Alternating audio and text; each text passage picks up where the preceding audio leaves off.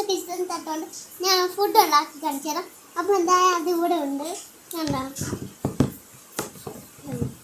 ഇതിനോട് പറ്റുന്നതുകൊണ്ട് ഇതിങ്ങനെ 2 ബ്ലാറ്റനായിട്ടുണ്ട്. പിന്നെ അതെങ്ങനെയാണ് പൊട്ടിച്ചിട്ട് ഇത് അടുപ്പുണ്ടെന്ന് വെച്ചാൽ അതിങ്ങനെ കയറിലായിരിക്കും. അവിടെ ഒത്തിച്ച് വയ്ക്കുകയാണെങ്കിൽ സ്പൂണിൻ്റെ സ്ഥലമുണ്ട്. സ്പൂണിൻ്റെ സ്ഥലത്ത് ഒട്ടിച്ച് വയ്ക്കുകയാണെങ്കിൽ പിച്ചാറേ സ്ഥലവും ഉണ്ട് ഇവിടെ. നിങ്ങൾക്ക് ഇഷ്ടമുള്ള ഇടമൊക്കെ വേണ്ട. അതിന് പാത്രവും അതിനാണെങ്കിൽ സ്ഥലം വെക്കാനൊക്കെ ഉണ്ട്. അതൊക്കെയാണ് വെക്കേണ്ടത്. അല്ലാതെ ഇഷ്ടമുള്ള അടുത്തല്ല വെക്കേണ്ടത്. ഞാനിവിടെ ഒട്ടിച്ച് വയ്ക്കുന്ന അടുത്ത് ഇഷ്ടമുള്ള അടുത്തല്ല അങ്ങനെ ഇപ്പോൾ നിങ്ങൾക്ക് ഇഷ്ടമുള്ള അടുത്തൊന്നും വയ്ക്കാമല്ല. അതായത് ഇങ്ങനെ വാഴ കൊള്ളൊക്കെയൊന്നും ചോദിക്കും. അങ്ങനെ ഒരു ലൈനുണ്ട്. അത് നോക്കിയാണ് നമ്മൾ വെക്കാൻ പാടുള്ളൂ. അതൊന്നും വേണ്ടിയാണെങ്കിൽ ഇതിങ്ങനെ തിരിച്ചു വെച്ചു. അതിങ്ങനെ ഞാൻ വെച്ചു. ഇപ്പോൾ ഓക്കെ, ഞാൻ വന്നു.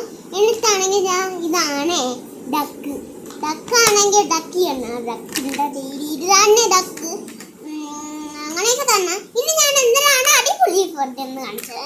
ഫസ്റ്റ് നമ്മളെ ഡക്ക് എടുത്ത് നമ്മൾ കൊഞ്ചെടുത്ത് മാറ്റി വെച്ച് ഞണ്ടുകൊണ്ട് അതൊക്കെയെല്ലാം ഉണ്ടാക്കണമെന്ന് കാണിച്ചത്. ഞാൻ കാണിച്ച അപ്പം കാണാം.